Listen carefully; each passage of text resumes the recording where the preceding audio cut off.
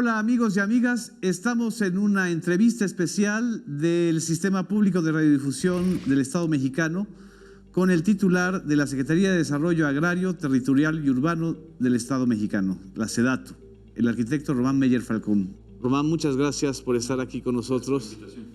Es importantísimo que podamos platicar sobre la importancia que va a tener la SEDATU y los proyectos de mejoramiento urbano en esta fase del relanzamiento de la economía y de la reapertura gradual. Entendemos que hay dos fases, secretario, del proyecto de mejoramiento urbano. ¿Estamos en lo correcto o es una sola fase?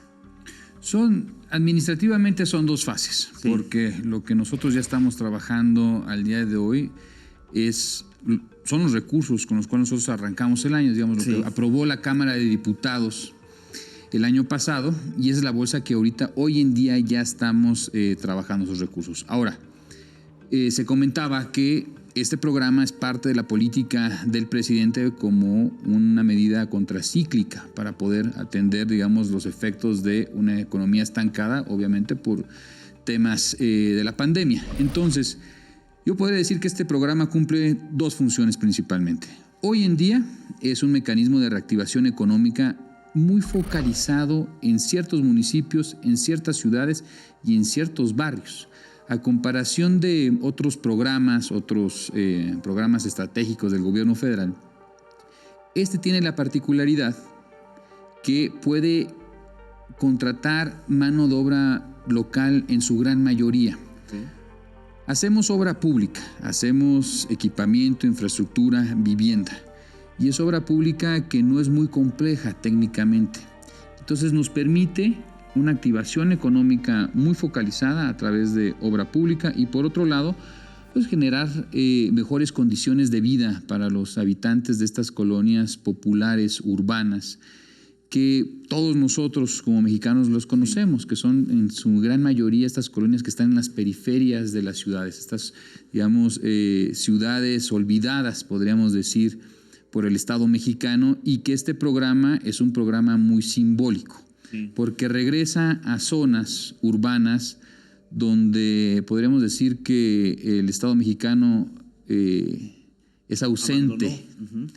Y otros actores entran, digamos, en estas zonas. Entonces es muy importante porque creemos que también sirve como un mecanismo para poder disminuir los conflictos sociales y de inseguridad en estas colonias. Vamos por partes. La primera función, que es esta muy importante, secretario, ¿cuántos municipios van a ser y qué monto de recursos estamos hablando aproximadamente? Esta primera fase son 18 municipios, estamos hablando de alrededor de 250 millones de pesos por cada una de las diferentes intervenciones. Y la segunda fase, que es la que nosotros esperemos ya poder implementar en los últimos 3 meses del año, o sea, octubre, noviembre y diciembre, ¿sí? Noviembre siendo, digamos, el mes más importante, serían alrededor de 64 municipios que vamos a intervenir. Este año, el año pasado, 2019, nos concentramos en gran parte en la frontera norte, en aquellos municipios que son Tijuana, Mexicali, San Luis Río Colorado, Matamoros, Reynosa, Nuevo Laredo, Nogales, Acuña, Piedras Negras, Juárez. Son todo, digamos, las ciudades fronterizas y algunas ciudades de carácter turístico. Ahora nos estamos concentrando sobre todo en lo que corresponde a la parte centro y sur del país, donde tenemos un gran déficit en materia de vivienda, equipamientos, espacios públicos, podríamos decir, y donde, digamos, también son los estados que han sido o van a ser más afectados en cuestiones de desarrollo económico por la pandemia. Es decir, estamos hablando de 82 municipios en total que se tienen que atender en este año. Exactamente. ¿Y los de la frontera norte, esos ya están cubiertos o sigue la obra, secretario? Estamos ya en la parte final. El tema en particular es que con el tema de la pandemia, muchas de las obras que ya estaban en una etapa final se detuvieron. Tuvimos que respetar y acatar las indicaciones de los gobiernos estatales en materia de permisos de construcción por el tema de la pandemia. Entonces ahora es cuando estamos otra vez reactivando, digamos, las últimas obras que no hemos entregado, pero ya arriba del 92% de las obras ya se han entregado. Y en el caso de esta nueva faceta o esta nueva etapa hacia la nueva normalidad, este proyecto, tomando en cuenta que el sector de la construcción es uno de los esenciales que se abren, los neoesenciales, el proyecto de mejoramiento urbano, ¿en dónde se va a concentrar? ¿En el sureste? Se va a concentrar en su gran mayoría en el sureste, pero también en el centro. Tenemos alrededor de 10 municipios que vamos a intervenir en el Estado de México, sobre todo algunos 8 municipios en las zonas periféricas al aeropuerto de Santa Lucía. Entonces vamos a ver, digamos, una intervención importante en el Estado de México. La otra función que usted menciona y es muy importante es esta función social. Prácticamente rescatar a estas comunidades de la posibilidad del crimen organizado, si estoy bien, o de otro tipo de fenómenos. ¿Cómo lograr esto? Yo digo no rescatar, sino disminuir los conflictos sociales que se encuentran en estas colonias. Lo que nosotros hacemos es que hacemos una investigación en campo con los municipios, con los gobiernos estatales, pero sobre todo con la ciudadanía. Y generamos un programa, digamos, de acciones de intervención de carácter urbano en estas colonias, ya previamente, digamos, definidas, que son las colonias de mayor marginación, que tienen una densidad sustantiva para hacer la inversión, etcétera. Y cuando definimos esta cartera de inversión, nosotros la priorizamos con base en pues, las necesidades más apremiantes que hayamos detectado.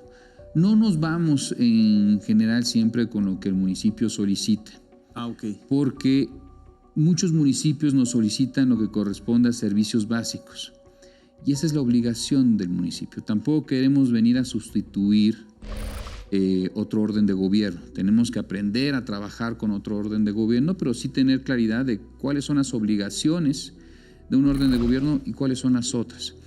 Entonces, nosotros vamos más en el carácter de estos equipamientos y servicios que son carentes en estas colonias. Estamos hablando de colonias que no tienen un preescolar, que no tienen una primaria, que no tienen un centro de asistencia infantil, una secundaria, una prepa, una universidad, que no tienen mercados públicos, que no tienen, digamos, centros de atención de salud, de primer contacto, carecen de un deportivo, un polideportivo, o carecen también de una estación de bomberos, una estación de policías, una plaza pública y en algunos casos incluso rescates de centros históricos. O sea, la gama de posibles intervenciones que nosotros tenemos es amplia, como las necesidades lo indiquen.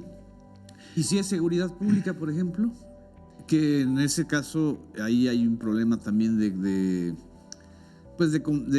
compartición de funciones, ¿no? Entre el municipio, el Estado y la Federación. ¿Ahí interviene ese dato o no? Nosotros no intervenimos, digamos, con una estrategia de coordinación en materia de seguridad pública. Digamos, nosotros lo trabajamos más como en un sentido de prevención en materia de seguridad pública. Es sabido, hay muchos estudios al respecto, que, digamos, el contexto del individuo también forja al individuo. Exacto. Entonces es muy importante considerar que cuando tenemos estos jóvenes, estos niños, estamos hablando de 3, 4, 5 años, en los primeros años de conformación del individuo como persona, el entorno donde este individuo se va creando, la personalidad que nos forja como seres humanos, sí tiene una estrecha relación en cuál es el contexto físico donde se conforma el individuo. Por lo cual, sí es importante, digamos, mejorar, conformar estos equipamientos, espacios públicos, lo que es de todos, lo público. Y ahí es, digamos, que yo podría decir, digamos, una característica muy particular del programa, que de alguna forma entiende que eso público, eso que es de todos, que eso que tendría que demostrar o denotar la democracia que nosotros vivimos en aspectos sociales, en muchas ocasiones es en el entorno urbano donde más se muestra esas grandes diferencias sociales.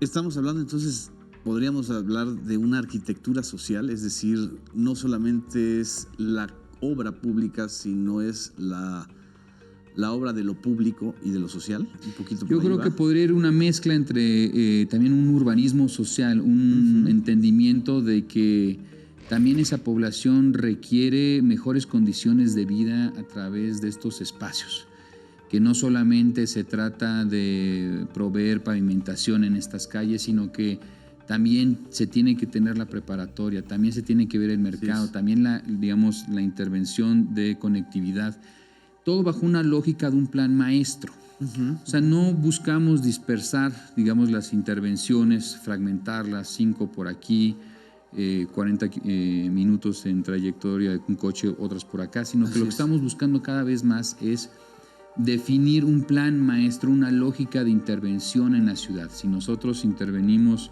pues una avenida, una arteria que comunique de una arteria principal hacia estos barrios, pues a su vez en el paso se tengan los equipamientos, que no esté lejos el parque de las intervenciones de vivienda que hacemos con la Comisión Nacional de Vivienda, sino que se vea, digamos, en las mismas colonias la intervención de forma más integral. Y en ese aspecto la distancia entre las intervenciones es un tema muy importante a tomar en cuenta.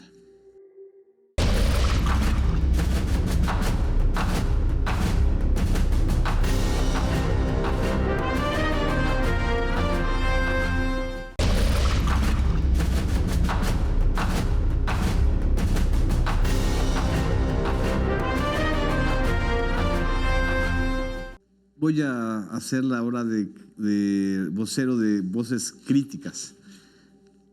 En el sexenio de Carlos Salinas de Gortari hubo un programa muy parecido a través del PRONASOL, el Programa Nacional de Solidaridad, que evidentemente tenía esta característica de atención a los desarrollos urbanos marginados o olvidados o con requerimientos de servicios públicos. ¿Cuál es la diferencia entre ese modelo y este?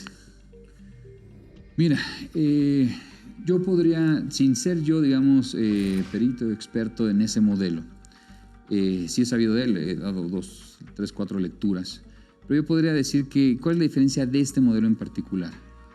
Uno, creo yo, es la importancia en el desarrollo del proyecto.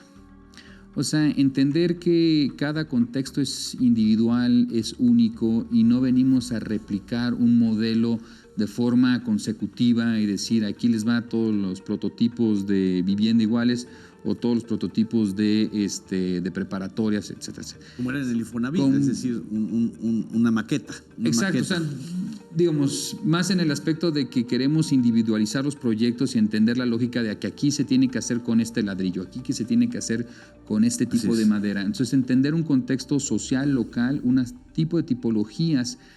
No es muy diferente, o tendría que ser diferente, proyectar en los estados del norte como en los estados del sur. Los materiales y los climas son completamente diferentes. Entonces hay una lógica, digamos, de adecuación cultural que se tiene que ver reflejado en el proyecto arquitectónico que nosotros estamos elaborando. Entonces creo que es una administración que no busca hacer obra por hacer obra, como anteriormente. No es la uniformidad. Y no la uniformidad, y no es el volumen, es la calidad de la obra lo que importa. A mí cuando me dicen, oye, podemos hacer un parque de 7,000 metros, pero fíjese que le bajamos esto en costos, puede ser de 12,000. No. Exacto. Vamos por el de 7,000 porque lo que importa es la calidad del espacio público, son los materiales, es entender el contexto. Si ahí se tiene que utilizar un tipo de granzón, si se tiene que utilizar qué tipo de piedra local, si tiene que ser una cantera, qué tipo de materiales tendríamos que estar respondiendo más a cada uno de los entornos.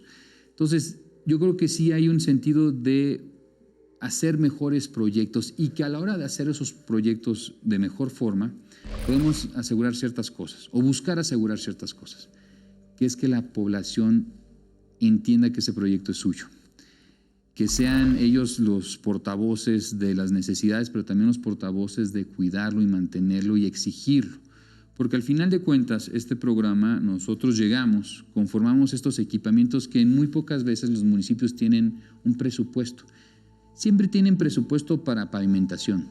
Sí, exacto. Siempre deberían drenaje, si cobran bien el predial. Exacto. O cobran el predial empezando. Exacto.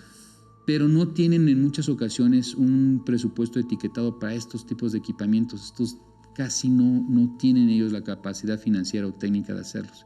Y ahí es donde nosotros entramos como un complemento al desarrollo urbano de forma más integral, sabiendo qué hace el municipio y qué hace la federación. En el caso de Pronasol había una deliberada intención clientelar, es decir, recuperar aquellos espacios que el entonces expresidente Carlos Salinas perdió electoralmente en el 88. Es decir, también había una intención, un urbanismo clientelar. Exacto, y electoral. Por eso se concentró mucho en Chalco, en toda esta parte del Estado de México. Chimalhuacán. ¿Y qué diferencia hay con este proyecto? Es decir, es inevitable que haya a veces una lectura político-electoral de este tipo de proyectos. ¿Cómo vacunarlos de eso? Claro. Mira, es complejo porque en muchas ocasiones muchos gobiernos municipales y locales quieren utilizar este programa como denotar que fueron ellos. Exacto. Que eso es su propio recurso. Yo creo que es un gran error hacer esto porque a nosotros realmente no nos interesa marcar una agenda política con estas intervenciones. De hecho, ninguna de las intervenciones, podrán buscarlo, tiene alguna placa que diga Sedatu, que diga gobierno federal o que diga el año. Porque creo yo, o considero que a la población le es indiferente qué orden de gobierno, qué programa, qué instancia de gobierno invirtió en ese espacio. Es una obligación hacerlo. No hay que presumir la obligación, hay que cumplir la obligación. Entonces, nosotros no ponemos placas, no ponemos logotipos, no nos interesa hacer esas cosas. Un estandarte que se diga aquí. Nos es indiferente. Cuando son intervenciones históricas ponemos un tótem metálico y decimos plaza se hizo en tal siglo y una explicación. Sí. Pero es lo más que nosotros ponemos como, digamos, un complemento histórico si hay una intervención histórica en el cual hay que ser un referente al respecto. No nos interesa marcarlo de esa forma y creo que en aspectos urbanos o arquitectónicos podríamos decir que eso es de las principales diferencias. Cuando las obras públicas se buscan siempre las placas y ponerlas de forma muy emblemáticas en los accesos. La primera piedra. La primera piedra. Esas cosas ya responden a otra lógica, a la lógica clientelar, electoral. Aquí la lógica es hacer bien los proyectos y buscar, después de entregarlos, que se usen bien, porque no solamente entregamos las obras, sino lo que vamos a hacer es el trabajo político con los gobiernos locales en que se haga un trabajo de supervisión, de mantenimiento adecuado. Es decir, hay un seguimiento. Debe de haber un seguimiento. ¿Y un seguimiento también desde la base territorial de los propios pobladores? Un seguimiento, ojalá sea así, esperemos que sí, pero sí un seguimiento. Nosotros como Secretaría también puede, digamos, apoyarnos la Secretaría del Bienestar en hacer esta revisión periódica, porque hay proyectos muy interesantes que pueden ser susceptibles a usarse en otras cosas. Claro. Que hayan dicho, esta era una clínica de salud y llegas en 3 meses y es una Secretaría de Desarrollo Local. Así es. Y el convenio especifica un adecuado uso para lo que se diseñó. Entonces sí es importante darle una continuidad y verificar esto. Y sobre todo buscar que otros actores también se puedan sumar. Creo que la iniciativa privada, por ejemplo, hablando de la frontera norte, podría sumarse a estos proyectos. Es decir, sí, yo no requiero que me pongan un logo, pero me comprometo en aportar tanto dinero para el mantenimiento de este polideportivo, este equipamiento. Creo que es un buen momento donde se pueden sumar otros actores porque no tiene una vocación política. Y creo que esa es una garantía. Sí. Por ejemplo, Mexicali. ¿Qué fue lo que sucedió ahí? ¿Cómo intervino Sedatu? En Mexicali, como en otros estados, en otras ciudades, nosotros determinamos que había ciertas partes de Mexicali que eran las más rezagadas.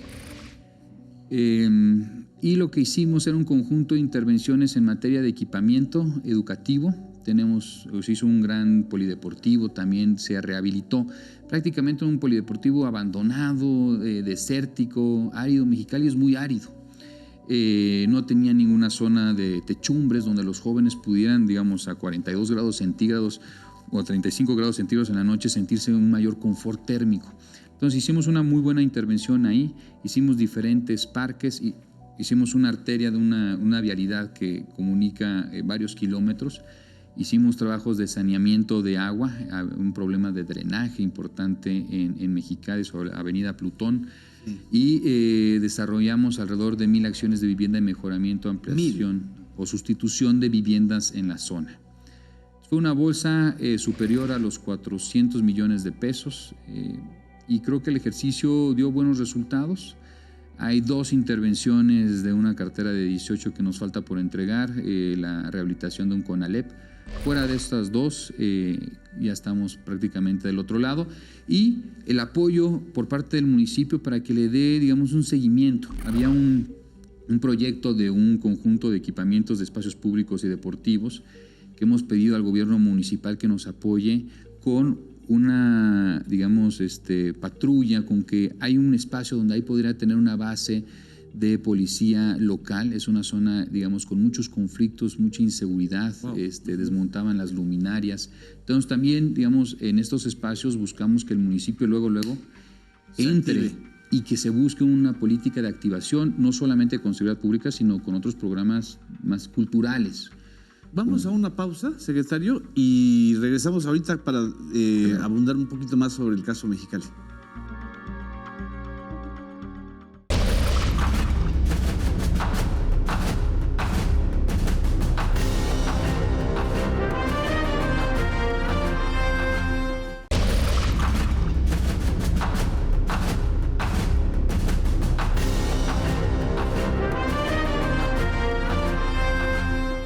Platicábamos sobre este tema de la intervención y la coordinación en Mexicali, en una zona fronteriza que además está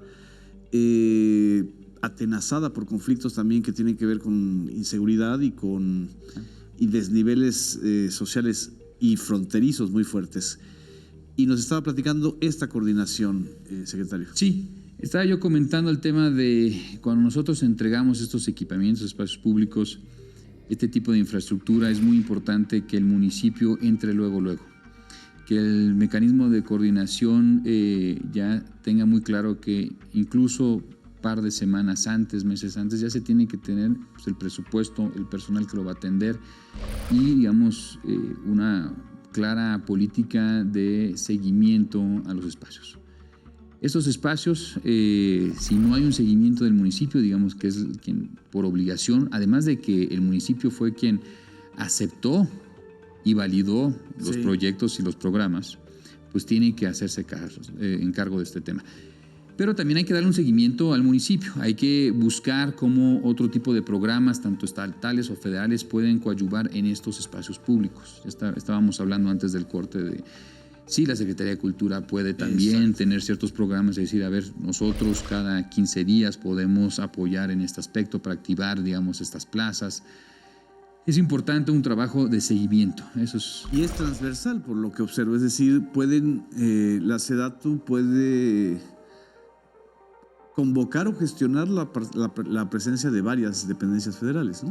Claro, sí, y eso es lo que estamos haciendo. Hoy en día nos encontramos con diferentes reuniones, tanto iniciativa privada como otros órdenes de gobierno, otras instancias, diciéndoles, miren, a ver, tocando puerta, ¿no?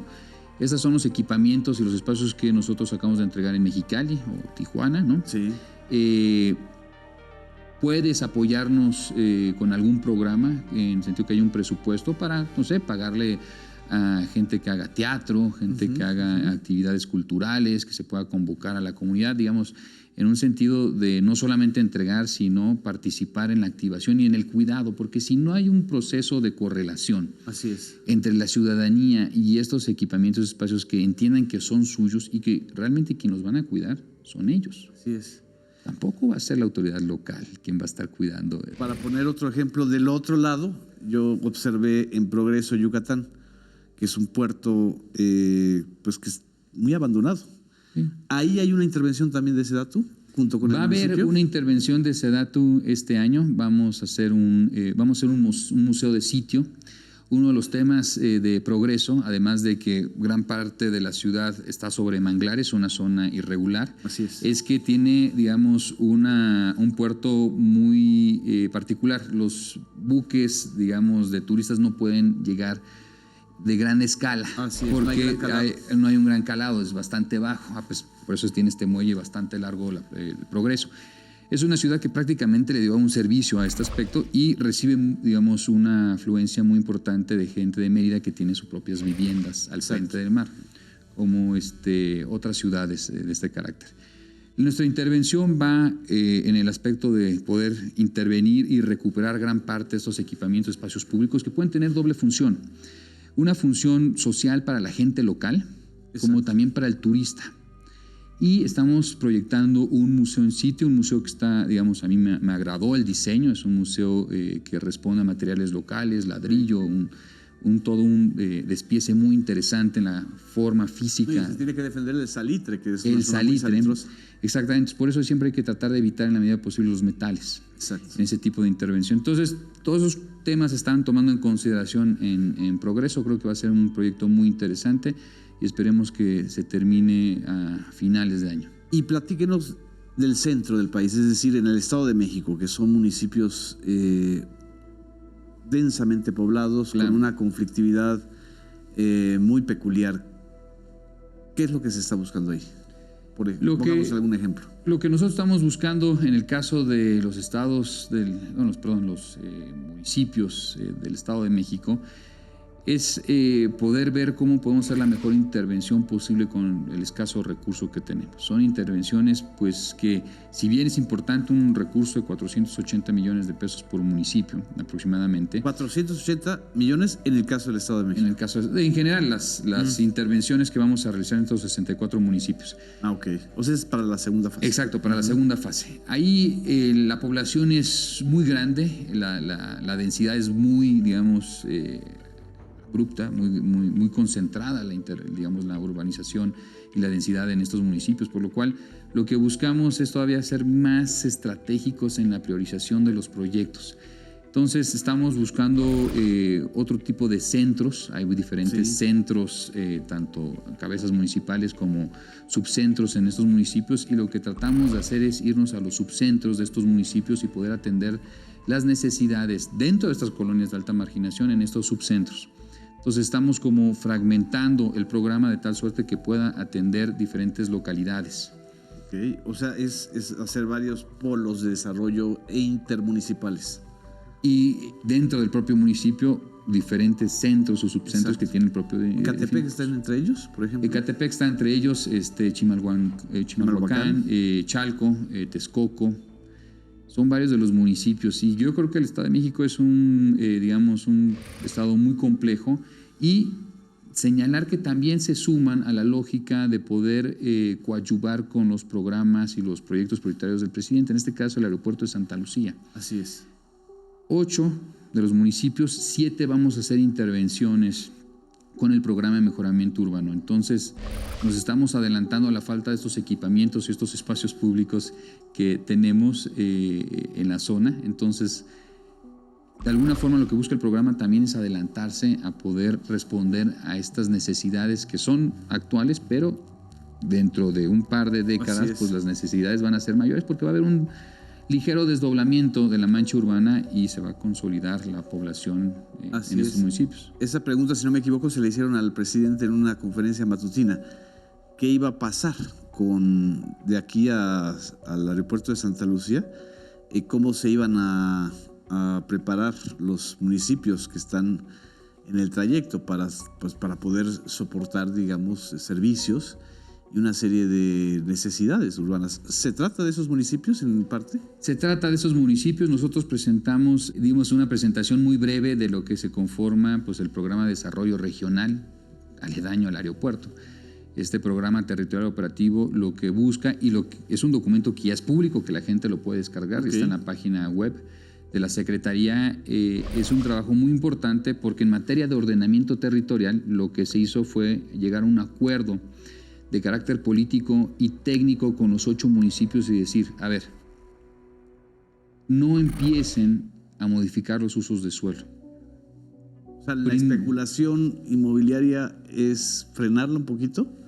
Es controlarla, es orientarla de la mejor forma posible. Entonces lo que nosotros hicimos fue llegar a este acuerdo, este consenso político y decir, vamos a desarrollar un programa regional que entienda que el crecimiento se va a desbordar por todos lados, pero que tenemos que ordenarnos, que los usos de suelo no se pueden contradecir de un municipio a otro municipio, porque al final de cuentas es el mismo territorio. El ciudadano no entiende que a partir de esta línea, de esta banqueta, es un municipio y este es otro municipio. La lógica no opera, la lógica cotidiana del ciudadano de a pie no entiende estas... No distingue estas grandes separaciones administrativas. Entonces, el acuerdo fue, no hay modificaciones de uso de suelo, se crea un programa o un instrumento de planeación en donde todos están de acuerdo, donde respetamos las zonas de recargo del manto acuífero, donde respetamos lo que hoy en día son zonas de producción agropecuaria, donde entendemos las necesidades de vivienda. Hay un número importante de viviendas abandonadas en las periferias ya actualmente. ¿Cuántas? Alrededor de 110,000 viviendas están abandonadas en la zona. ¿En los 7 municipios? Sobre todo en unos principalmente, pero digamos hay un volumen importante. ¿Por qué? Porque fueron municipios que fueron tomados como bancos de suelo económico y barato. Para esta lógica de la política económica que se sustentaba en gran parte en la conformación de vivienda, pero desarticulada de un entorno urbano. O sea, sembraban casas en lugar de sembrar milpas, pero las personas no se les daban servicios. O se encontraban a 3 horas de sus centros de trabajo, entonces cuando una familia gana 1 o 2 salarios mínimos, una tercera parte lo pagan en pagarle la cuota al Infonavit, otra tercera parte la pagan para el transporte para llegar a su trabajo. ¿Qué les queda? Nada. Y más si no tiene servicios de seguridad pública en esos municipios. Pues que no nos llame la atención de lo que hoy en día nos estamos encontrando, que son 600,000 viviendas abandonadas a nivel nacional. ¿Y qué se van a hacer, sobre todo en este proyecto de los municipios colindantes o aledaños o en dirección hacia el nuevo aeropuerto con estas 110,000 viviendas? Tenemos un programa muy interesante que no abarca el 100% de este problema, que es un programa que se está haciendo en colaboración con el Infonavit. Es este programa nacional de recuperación de vivienda abandonada, donde el objetivo al término del sexenio es recuperar 171,000 viviendas abandonadas. De las 600,000. Muchas viviendas abandonadas por diferentes factores, por el aspecto jurídico, por el aspecto ambiental, por la falta de servicios y porque se hicieron en zonas inundables o zonas donde no se debió de haber construido, que es una de las premisas que nosotros estamos tratando de empujar en materia de ordenamiento territorial, es construir donde se deba y donde no, nada. No debajo de cerros, no debajo de ríos. Exactamente, zonas de recarga de manto acuífero. Lo que buscamos este programa es que estas 171 viviendas que vamos a recuperar, pues, sea de la forma más estratégica. Esperemos que un importante número de estas viviendas se consideren dentro de esta periferia del nuevo aeropuerto. Es muy ambicioso porque estamos hablando de que también se recuperarán 171,000, pero se abandonarán unas 400 y tantos mil. Es decir, aquí hay un fenómeno de corrupción. Yo creo que es un fenómeno de corrupción donde sencillamente ciertos órdenes de gobierno se echaron para atrás. Dijeron, estas son las obligaciones del municipio, y el municipio no tuvo la capacidad técnica o económica para decir, sí, yo acepto 100,000 viviendas. Bajo esta lógica de... El municipio pudo haber tenido derecho de veto, digamos. Pues claro, pero el municipio es quien da los usos de suelo. Claro. O sea, quien tiene la facultad de poder determinar los usos de suelo, en primera instancia, es el municipio. Así es. El municipio es el que da el permiso de suelo, el uso de suelo, el que da el permiso de construcción, el que tiene la obligación de dar los servicios básicos, agua, luz, drenaje. Así es. De cobrar adecuadamente el predial, de actualizar el cobro del predial y que esos impuestos se vean reflejados de forma adecuada a la ciudadanía y entonces se conforme un sentido de responsabilidad, corresponsabilidad entre el ciudadano, entre la autoridad, de decir, bueno, yo pago mis impuestos, tú me das los servicios correspondientes. Así es. Y justamente lo que se busca es que esto suceda con estos casos, es decir, que no se repita el fenómeno de impongo un modelo de desarrollo de vivienda. Además de que, con base en el Programa Nacional de Vivienda, que es un documento que trabajamos incluso previo a las elecciones desde el 2017, sí, los datos que nosotros tenemos es que la gran mayoría del déficit en materia de vivienda se concentra en acciones de mejoramiento o ampliación de vivienda, prácticamente el 80%. Entonces, ¿lo que quiere decir? Que los mexicanos requerimos mejorar nuestras viviendas actuales. Ya el bono demográfico de los años 70, 80 ya no es el mismo. Así es. Ya no estamos creciendo al mismo ritmo. Lo que tenemos es que consolidar nuestras comunidades, nuestros barrios, nuestros servicios y nuestras viviendas.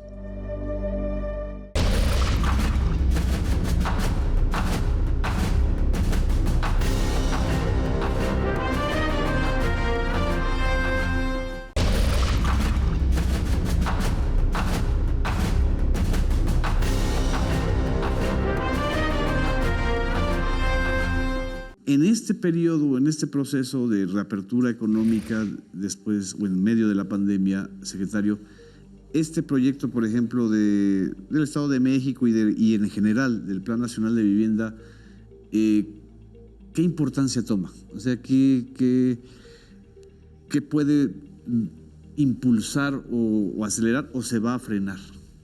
No, yo creo que todo lo contrario, incluso no es porque lo diga yo, pero ya es bien sabido que el presidente ha tomado la decisión de considerar la vivienda y en este caso la infraestructura del programa de mejoramiento urbano, pero también de otras infraestructuras como Dos Bocas, el Tren Maya, el propio aeropuerto de Santa Lucía, como mecanismos contracíclicos. O sea, la obra pública requiere mucha mano de obra, nomás hay que saber diseñarla para que cumpla ese objetivo.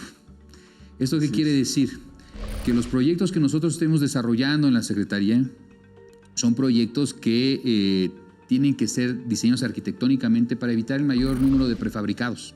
Exacto. Que haya muchos colados, que haya muchos armados, que haya mucha cimbra, que haya mucho concreto. ¿Por qué? Porque todos estos procesos que no son prefabricados, o sea, no vengo con la estructura, llego, monto 3 soldaduras y me retiro, sino también tienen que responder a una lógica de detonar el crecimiento económico. Entonces, va en esa lógica lo que es el programa de mejoramiento urbano, pero también saber que estos créditos que colocan estas instituciones, pues también tienen que buscar esta, digamos, diversificación de necesidades que tiene la población mexicana. Y que habíamos dicho anteriormente que un número importante son en acciones de mejoramiento, ampliación, donde los actuales programas de estas instituciones pues eran programas muy pequeños, con bolsas de 57,000 pesos para Mejoravit o cosas muy pequeñas, pero que tenemos que ampliarlas. Que tenemos que obviamente asegurar la asistencia técnica, que tenemos que asegurar que las casas se hagan bien, acompañar, pero que también la población tenga la libertad de determinar cómo conforma su propio hábitat. Se acerca la temporada de huracanes. Se acerca también la temporada de tormentas tropicales en muchas zonas de México, Guerrero, por ejemplo, que generalmente siempre se ve muy afectado. ¿Qué papel va a jugar ahí la SEDATU, secretario? Importante papel. Yo creo que en materia de prevención de, digamos, estos fenómenos naturales, pero que terminan siendo sociales, porque pues nunca o muchas viviendas o muchas comunidades no se debieron haber construido en ciertas zonas. Así es. Y regreso al punto original, donde no establecernos como con asentamientos humanos. Entonces, creo que la lógica de la Secretaría, y esto se ha venido platicando incluso con el director nacional de Protección Civil, David León, que tenemos que empezar a mirar, a invertir más en prevención. Es bien sabido, ¿no?, que entre más dinero nosotros metamos post-desastre antes que de forma previa, pues el costo es mucho mayor en cuestión de inversión pública para, digamos, atenuar estos problemas. Doy el caso de Huila. Nos tocó trabajar en el caso de Huila a principios del año, cuando recién entramos, incluso en campaña. Se afectó esta zona de Baja huracanes, California. no, en el estado de Nayarit. En Nayarit. Afectó alrededor de 8 municipios. Lo que hoy en día ha intervenido la SEDATU, CONAGUA, SCT, Zagarpa y otros programas, la bolsa es enorme. En general ese problema, se dio por un conjunto de válvulas de compresión que tuvo, unos diques en la zona que no pudieron resistir, tuvieron que abrir. ¿Era una presa o era...? Era un conjunto de sistemas hídricos, Okay. Y desahogar completamente. Si hubiera habido otra infraestructura o mejor infraestructura para prevenir esto, hubiera sido muchísimo más económico. Entonces, en materia de prevención de desastres naturales, creo que tenemos que mirar que si el FONDEN, que es este Fondo Nacional, y el PROFEDEN, o el otro fondo que digamos es para prevención, tenemos que invertir la lógica de cómo estamos haciendo las inversiones. Tenemos que empezar a mirar que tenga más recursos el de prevención. Exacto. Pero es que además volvemos a esta lógica de corrupción. El FONDEN pues se volvió también la caja de Alibaba, ¿no? Y los 40 ladrones. Es decir, ahí intervenían gobernadores, alcaldes, instancias federales. Es decir, el desastre natural era un negocio también, ¿no? También era posiblemente un negocio, y sobre todo porque las reglas de operación del FONDEN, en esta, digamos, premura inmediata que se requiere de poder ya comprar pues, los utensilios, las aguas, las colchas, poder, digamos, contratar una empresa para que limpie un camino, pues, digamos, técnicamente, administrativamente no se puede pedir mucho. O sea, no se hacen licitaciones. O sea, tú requieres que la cosa entre rápido, Así que entre el Estado mexicano rápidamente a actuar. Entonces, pues se utilizó de una mala forma porque, digamos, no había todos estos candados administrativos y procesos, lo cual, pues eso también ha generado pues este ciclo de entra un desastre, se pide de más y a lo mejor no era la mejor forma de invertir. Es un rediseño institucional hasta donde yo observo de la SEDATU, y lo podemos observar los ciudadanos, porque es inevitable mencionar que usted hereda una secretaría damnificada por la corrupción. Es decir, una secretaría que se hizo famosa por la estafa maestra, por la campaña que ya todo el mundo se olvidó de ella, ¿no? La Cruzada Nacional contra el Hambre. ¿Qué encontró, secretario, con esto? ¿O hay cosas que se pueden continuar de aquella SEDATU, o simple y sencillamente es otra etapa? Yo creo que es otra etapa. A ver, yo creo que la lógica de las instituciones, en este caso de la Secretaría, tenía otra lógica. Recordemos que esta Secretaría viene de la Secretaría de la Reforma Agraria. Así es. Y se fusiona con un conjunto de direcciones que tenía hoy en día bienestar en temas de desarrollo urbano. Entonces es un híbrido muy complejo de entender. Realmente, cuando se habla de la SEDATU, poca gente entiende qué es la SEDATU y qué hace la SEDATU, porque por un lado sigue viendo el tema agrario, que es un tema muy importante. El 51% del terreno nacional sigue siendo tanto ejidos o comunidades. Así es. Y por otro tema, ahora ve el ordenamiento territorial, ve la política urbana metropolitana y ahora un nuevo anexo, que es la política de vivienda. Prácticamente podemos ver, con excepción de las zonas de las costas, que es más en materia ambiental, podemos ver prácticamente todo. Y es una secretaría que coadyuva. Es complicado, porque yo podría decir cuál es la función. Es un coordinador de desarrollo territorial. Es un coordinador. La secretaría funge como un coordinador. ¿Es el gran arquitecto del desarrollo o el gran coordinador? El que busca una mejor coordinación, porque son otras secretarías que también intervienen en el territorio. SCT, Pemex, Fonatur y otros órdenes de gobierno. De alguna forma, y siempre agarro esta analogía, todos tejemos en el mismo mantel. Y ese mantel es México, ¿no? Así es. Entonces, la idea es que haya una mayor integración en cómo diferentes actores o instancias intervienen físicamente en el territorio, incluso la Secretaría de Salud, la Secretaría de Educación, dónde hacen los planteles, dónde hacen las instalaciones médicas, cuentan o no con los servicios básicos, atiende adecuadamente a una población, se vinculan estas infraestructuras con los programas de desarrollo urbano municipales que tienen que prever estos equipamientos. Exacto. Es un complejo. Todo un complejo. Le agradecemos muchísimo, secretario. Genaro, muchísimas gracias por la invitación. Nosotros nos quedamos con muchos temas. Creo que es muy importante esta labor de la Secretaría que usted encabeza. La SEDATU se va a volver pues un motor, una palanca incluso también del desarrollo para estos momentos. Y pues les agradecemos mucho a todas y a todos los que nos vieron en esta entrevista especial del Sistema Público de Radiodifusión con el arquitecto Román Meyer Falcón, titular de la SEDATU. Muchas gracias.